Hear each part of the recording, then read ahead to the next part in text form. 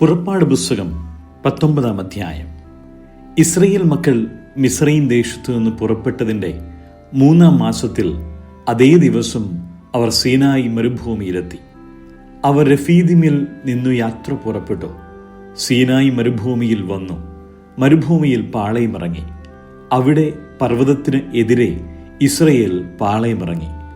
മോശ ദൈവത്തിൻ്റെ അടുക്കൽ കയറി ചെന്നു. യഹോവ പർവ്വതത്തിൽ നിന്ന് അവനോട് വിളിച്ചു കൽപ്പിച്ചത്, നീ യാക്കോബ് ഗൃഹത്തോട് പറയുകയും ഇസ്രയേൽ മക്കളോട് അറിയിക്കുകയും ചെയ്യേണ്ടത് എന്തെന്നാൽ, ഞാൻ മിസ്രയീമ്യരോട് ചെയ്തതും നിങ്ങളെ കഴുകന്മാരുടെ ചിറകിന്മേൽ വഹിച്ച് എൻ്റെ അടുക്കൽ വരുത്തിയതും നിങ്ങൾ കണ്ടുവല്ലോ.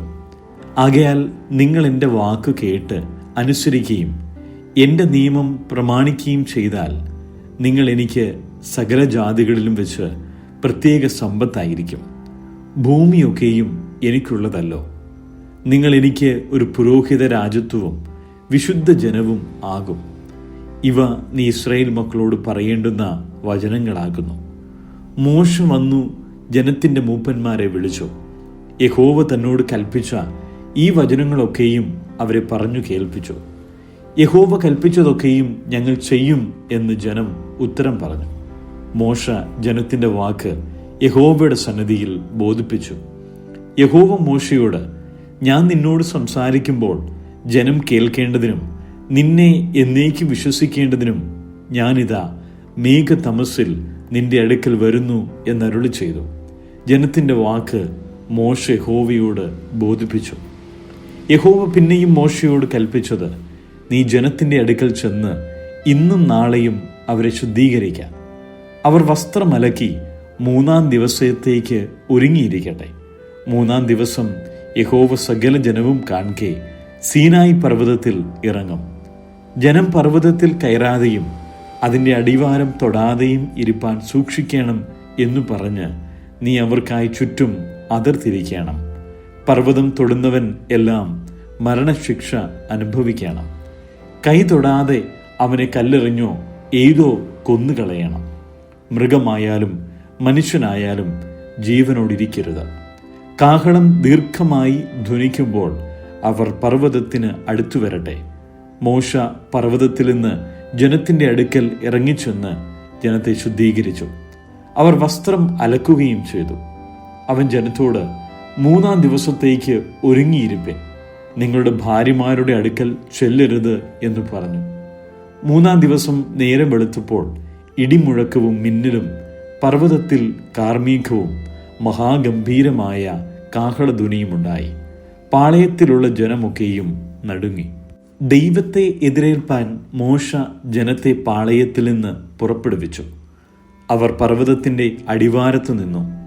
യഹോവ തീയിൽ സീനായി പർവ്വതത്തിൽ ഇറങ്ങുകയാൽ അത് മുഴുവനും പുക കൊണ്ട് മൂടി.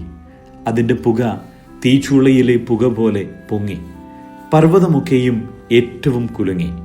കാഹളധ്വനി ദീർഘമായി ഉറച്ചുറച്ചു വന്നപ്പോൾ മോശ സംസാരിച്ചു. ദൈവം ഉച്ചത്തിൽ അവനോട് ഉത്തരം അരുളി. യഹോവ സീനായി പർവ്വതത്തിൻ്റെ കൊടുമുടിയിൽ ഇറങ്ങി. യഹോവ മോശയെ പർവ്വതത്തിൻ്റെ കൊടുമുടിയിലേക്ക് വിളിച്ചു. മോശ കയറി ചെന്നു. യഹോവ മോശയോട് കൽപ്പിച്ചത് എന്തെന്നാൽ, ജനം നോക്കേണ്ടതിന് യഹോവയുടെ അടുക്കൽ കടന്നു വന്നിട്ട് അവരിൽ പലരും നശിച്ചു പോകാതിരിപ്പാൻ നീ ഇറങ്ങിച്ചെന്ന് അവരോട് അമർച്ചയായി കൽപ്പിക്കാം. യഹോവയോട് അടുക്കുന്ന പുരോഹിതന്മാരും യഹോവ അവർക്ക് ഹാനി വരുത്താതിരിക്കേണ്ടതിന് തങ്ങളെ ശുദ്ധീകരിക്കട്ടെ. മോശ യഹോവയോട്, ജനത്തിന് സീനായി പർവ്വതത്തിൽ കയറുവാൻ പാടില്ല. പർവ്വതത്തിന് അതിർ തിരിച്ച് അതിനെ ശുദ്ധമാക്കുക എന്ന് ഞങ്ങളോട് അമർച്ചയായി കൽപ്പിച്ചിട്ടുണ്ടല്ലോ എന്ന് പറഞ്ഞു. യഹോവ അവനോട്, ഇറങ്ങിപ്പോക, നീ അഹ്റോനുമായി കയറി വരിക. എന്നാൽ പുരോഹിതന്മാരും ജനവും യഹോവ അവർക്ക് നാശം വരുത്താതിരിക്കേണ്ടതിന് അവൻ്റെ അടുക്കൽ കയറുവാൻ അതിർ കടക്കരുത്. അങ്ങനെ മോശ ജനത്തിൻ്റെ അടുക്കൽ ഇറങ്ങിച്ചെന്ന് അവരോട് പറഞ്ഞു. സങ്കീർത്തനങ്ങൾ 48. നമ്മുടെ ദൈവത്തിൻ്റെ നഗരത്തിൽ, അവൻ്റെ വിശുദ്ധ പർവ്വതത്തിൽ യഹോവ വലിയവനും അത്യന്തം സ്തുത്യനും ആകുന്നു. മഹാരാജാവിൻ്റെ നഗരമായി ഉത്തരഗിരിയായ സിയോൻ പർവ്വതം ഉയരം കൊണ്ട് മനോഹരവും സർവഭൂമിയുടെയും ആനന്ദവുമാകുന്നു. അതിൻ്റെ അരമനകളിൽ ദൈവം ഒരു ദുർഗമായി വെളിപ്പെട്ടു വന്നിരിക്കുന്നു. ഇതാ രാജാക്കന്മാർ കൂട്ടം കൂടി, അവർ ഒന്നിച്ച് കടന്നുപോയി. അവർ അത് കണ്ട് അമ്പരന്നു. അവർ പരിഭ്രമിച്ച് ഓടിപ്പോയി. അവർക്ക് അവിടെ വിറയൽ പിടിച്ചു. നോവ് കിട്ടിയവൾക്കെന്ന പോലെ വേദന പിടിച്ചു. നീ കിഴക്കൻ കാറ്റുകൊണ്ട് തർശീഷ് കപ്പലുകളെ ഉടച്ചു കളയുന്നു. നാം കേട്ടതുപോലെ തന്നെ സൈന്യങ്ങളുടെ യഹോവയുടെ നഗരത്തിൽ, നമ്മുടെ ദൈവത്തിൻ്റെ നഗരത്തിൽ കണ്ടിരിക്കുന്നു. ദൈവം അതിനെ സദാകാലത്തേക്കും സ്ഥിരമാക്കുന്നു. ദൈവമേ, നിന്റെ മന്ദിരത്തിൻ്റെ മധ്യേ ഞങ്ങൾ നിന്റെ ദയയെക്കുറിച്ച് ചിന്തിക്കുന്നു. ദൈവമേ, നിന്റെ നാമം പോലെ തന്നെ നിന്റെ സ്തുതിയും ഭൂമിയുടെ അറ്റങ്ങളോളം എത്തുന്നു. നിന്റെ വലങ്കൈയിൽ നീതി നിറഞ്ഞിരിക്കുന്നു. നിന്റെ ന്യായവിധികൾ നിമിത്തം സിയോൻ പർവ്വതം സന്തോഷിക്കുകയും യഹൂദപുത്രിമാർ ആനന്ദിക്കുകയും ചെയ്യുന്നു. സിയോനെ ചുറ്റി നടന്ന് പ്രദർശനം ചെയ്യുവിൻ, അതിൻ്റെ ഗോപുരങ്ങളെ എണ്ണുവിൻ. വരുവാനുള്ള തലമുറയോട് അറിയിക്കേണ്ടതിന് അതിൻ്റെ കൊത്തളങ്ങളെ സൂക്ഷിച്ച് അരമനകളെ നടന്ന് നോക്കുവിൻ. ഈ ദൈവം എന്നും എന്നേക്കും നമ്മുടെ ദൈവമാകുന്നു. അവൻ നമ്മെ ജീവപര്യന്തം വഴി നടത്തും. മർക്കോസിന്റെ സുവിശേഷം 10-ാം അധ്യായം. അവിടെ നിന്ന് അവൻ പുറപ്പെട്ടു യോർദാൻ അക്കരെ യഹൂദ്യ ദേശത്തിൻ്റെ അതിരോളം ചെന്നു. പുരുഷാരം പിന്നെയും അവൻ്റെ അടുക്കൽ വന്നുകൂടി. പതിവ് പോലെ അവൻ അവരെ പിന്നെയും ഉപദേശിച്ചു. അപ്പോൾ പരീശന്മാർ അടുക്ക വന്നു. ഭാര്യയെ ഉപേക്ഷിക്കുന്നത് പുരുഷന് വിഹിതമോ എന്ന് അവനെ പരീക്ഷിച്ചുകൊണ്ട് അവനോട് ചോദിച്ചു. അവൻ അവരോട്, മോശ നിങ്ങൾക്ക് എന്ത് കൽപ്പന തന്നു എന്ന് ചോദിച്ചു. ഉപേക്ഷണ പത്രം എഴുതിക്കൊടുത്തു, അവളെ ഉപേക്ഷിപ്പാൻ മോശ അനുവദിച്ചു എന്നവർ പറഞ്ഞു. യേശു അവരോട്, നിങ്ങളുടെ ഹൃദയ കാഠിന്യ നിമിത്തമത്രേ അവൻ നിങ്ങൾക്ക് ഈ കൽപ്പന എഴുതി തന്നത്. സൃഷ്ടിയുടെ ആരംഭത്തിങ്കിലോ ദൈവം അവരെ ആണും പെണ്ണുമായി ഉണ്ടാക്കി. അതുകൊണ്ട് മനുഷ്യൻ അപ്പനെയും അമ്മയും വിട്ട് ഭാര്യയോട് പറ്റിച്ചേരും, ഇരുവരും ഒരു ദേഹമായി തീരും. അങ്ങനെ അവർ പിന്നെ രണ്ടല്ല, ഒരു ദേഹമത്രേ. ആകയാൽ ദൈവം യോജിപ്പിച്ചതിനെ മനുഷ്യൻ വേർപിരിക്കരുത് എന്നുത്തരം പറഞ്ഞു. വീട്ടിൽ വെച്ച് ശിഷ്യന്മാർ പിന്നെയും അതിനെക്കുറിച്ച് അവനോട് ചോദിച്ചു. അവൻ അവരോട്, ഭാര്യയെ ഉപേക്ഷിച്ച് മറ്റൊരുത്തി വിവാഹം കഴിക്കുന്നവൻ അവൾക്ക് വിരോധമായി വ്യഭിചാരം ചെയ്യുന്നു. സ്ത്രീയും ഭർത്താവിനെ ഉപേക്ഷിച്ച് മറ്റൊരുത്തനുമായി വിവാഹം കഴിഞ്ഞാൽ വ്യഭിചാരം ചെയ്യുന്നു എന്ന് പറഞ്ഞു. അവൻ തൊടേണ്ടതിന് ചിലർ ശിശുക്കളെ അവന്റെ അടുക്കൽ കൊണ്ടുവന്നു. ശിഷ്യന്മാരോ അവരെ ശാസിച്ചു. യേശു അത് കണ്ടാറെ മുഷിഞ്ഞ് അവരോട്, ശിശുക്കളെ എൻ്റെ അടുക്കൽ വരുവാൻ വിടുവിൻ, അവരെ തടുക്കരുത്. ദൈവരാജ്യം ഇങ്ങനെയുള്ളവരുടേതല്ലോ. ദൈവരാജ്യത്തെ ശിശു എന്ന പോലെ കൈക്കൊള്ളാത്തവൻ ആരും ഒരു നാളും അതിൽ കടക്കിയില്ല എന്ന് ഞാൻ സത്യമായിട്ട് നിങ്ങളോട് പറയുന്നു എന്ന് പറഞ്ഞു.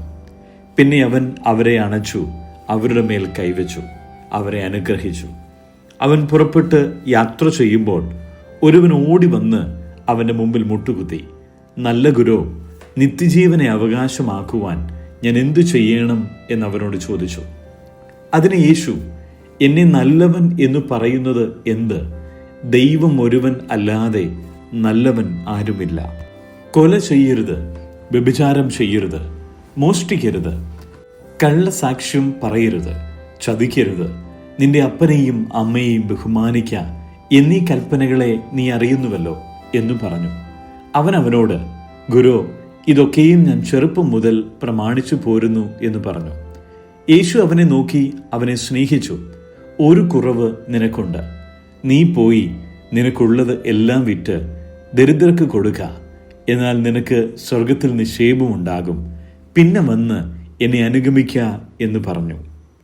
അവൻ വളരെ സമ്പത്തുള്ളവൻ ആകൊണ്ട് ഈ വചനത്തിങ്കൽ വിഷാദിച്ചു ദുഃഖിതനായി പൊയ്ക്കളഞ്ഞു. യേശു ചുറ്റും നോക്കി തൻ്റെ ശിഷ്യന്മാരോട്, സമ്പത്തുള്ളവർ ദൈവരാജ്യത്തിൽ കടക്കുന്നത് എത്ര പ്രയാസം എന്ന് പറഞ്ഞു. അവൻ്റെ ഈ വാക്കിനാൽ ശിഷ്യന്മാർ വിസ്മയിച്ചു. എന്നാൽ യേശു പിന്നെയും, മക്കളെ, സമ്പത്തിൽ ആശ്രയിക്കുന്നവർ ദൈവരാജ്യത്തിൽ കടക്കുന്നത് എത്ര പ്രയാസം. ധനവാൻ ദൈവരാജ്യത്തിൽ കടക്കുന്നതിനേക്കാൾ ഒട്ടകം സൂചിക്കുഴയിലൂടെ കടക്കുന്നത് എളുപ്പം എന്നുത്തരം പറഞ്ഞു. അവർ ഏറ്റവും വിസ്മയിച്ചു. എന്നാൽ രക്ഷ പ്രാപിപ്പാൻ ആർക്കു കഴിയും എന്ന് തമ്മിൽ പറഞ്ഞു. യേശു അവരെ നോക്കി, മനുഷ്യർക്ക് അസാധ്യം തന്നെ, ദൈവത്തിന് അല്ലതാനും.